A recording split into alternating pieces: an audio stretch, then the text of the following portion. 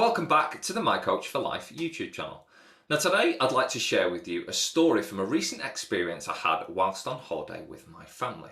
Now Hayley and I, my wife, we oftentimes find places that have got nice spas as we both love a spa day. So Hayley will go and have a spa day one day and I'll look after the boys, and I'll go and have a spa day the next day and she'll look after the boys. So this holiday was no different. We managed to coincidentally find ourselves a nice place with a spa. So I turns up, as I always do, book in hand, ready for a day of steam room, saunas, swimming pool, a nice treatment, and in between that, a bit of self-indulgence, reading as much as I would like. So turns up, gets my gown and my slippers given to me and pointed to the waiting room for the individual that was going to administer my treatment. So I'm sat reading, and the lady came out and called my name.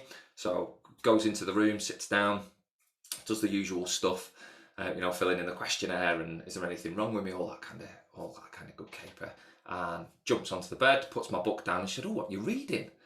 I said, "Oh, it's all a book about entrepreneurs, entrepreneurship, starting off on your own, some of the things that can oftentimes get in people's way and the challenges of just working for yourself." And she said, "Oh, that's really interesting. What is it you do?"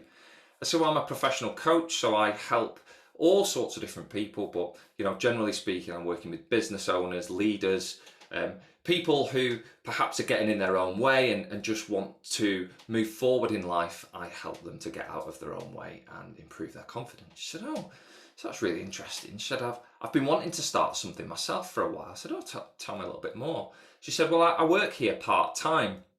She said, "I absolutely love it. It's great, a wonderful company to work for." She said, "But I absolutely love doing nails, and I don't have much to do now. Kids have grown up," she said, "so I'd like to start something at home of my own." I said, "All right, so what's getting in the way?" She said, "Well, I've got this summer house and I don't know whether I should transform my summer house into a place where people can come and have their nails done, or whether I should be mobile." She said, "I haven't got a website yet either, and I don't really know how to take payments and whether I should do that through a system." She said, I don't know much about payment systems." And then she said, "Oh, social media, I don't have Instagram and I don't have Facebook, and I don't whether should I have both of those, just one of those." So she talked to me for a good 5 or 10 minutes as I'm sat there on the bed with my eye patch on, listening away. And when she finished, I just said, "How many people's nails have you actually done yet outside of here?" And she said, "Well, none, because I've been thinking about all those things that I need to have before I move forward." I said, "Oh, that's really interesting." I said, "Just give me 10 people's names that that you probably know have their nails done, but perhaps don't know that you're able to do that outside of work." She said, "Oh, well, there's my neighbour, and there's this person, that person, and I've got a couple of friends who I know have their nails done, and they're always asking me if I could do their nails." So a couple of minutes later, she's given me the 10 names, and she just paused. And she said, "Thank you."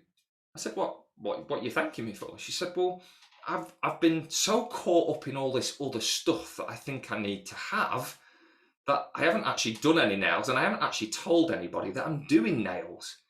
I said, "It's absolutely fine." I said, "This is part of the work that I do. It's how I support people." So she said a little bit about what the book is that I'm reading, talking about the pitfalls of being an entrepreneur and having to do everything. We have to do our own marketing, we have to do our own finances, we have to do business development, we have to do all this stuff. And oftentimes that can actually stop us from getting started. So I want you to think about 3 questions today. So grab your pen and paper and spend a little bit of time on these, because they're 3 great questions that hopefully will give you an ability to think about what you really do need, who you know, and what you perhaps don't need. So the first question is, who do you know that might be interested in your product or service? And just, they might not know right now that you do it. So it could be people at a local gym you go to. It could be mums and dads in the school playground. Are you on a school committee of any sort? Are there people at work that you work with who don't know that you've actually got a skill set in that area and you can do, whatever it is, photography, nails, drawing, So who do you know? And create a list. Write them all down with no constraints on your thinking. This isn't about whether or not they will or won't buy anything from you. It's just to start with, who do you know that you could talk to and tell that you do this thing? Okay, so that's the first question. The second question is, what's essential in order for you to actually provide your product or service? And when I mean essential, for the lady with the nails, it was a range of colours, polishes that she's going to put on, some nails to actually pop onto her customers' hands, and the basic tools she needs. That was it. She didn't need the summer house converting. She didn't need to be mobile or not mobile. All she needed, those essential things, would get her going and servicing the people that she wants to service. So what's essential for you in order to provide your product or service? And then the third question, what don't you need in order for you to be able to progress and move forward? Now that could be a social media page, it could be a website, it could be leaflets, a electronic payment method, for argument's sake. What don't you need? And again, list all these things down, spend some time with them.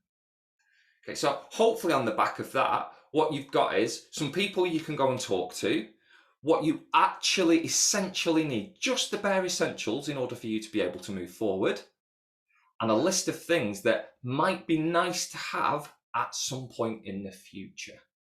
Okay, and that's the important thing here. It's not to say you don't need a website, you don't need a payment method, you don't need a Facebook page. They're all lovely things to have, and at some point it might be the right thing to have those things. But just to get started, hopefully those 3 questions will help.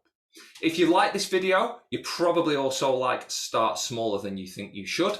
The link for that is above, so please give that a click. As always, don't forget to hit the subscribe button, and I will see you again very, very soon.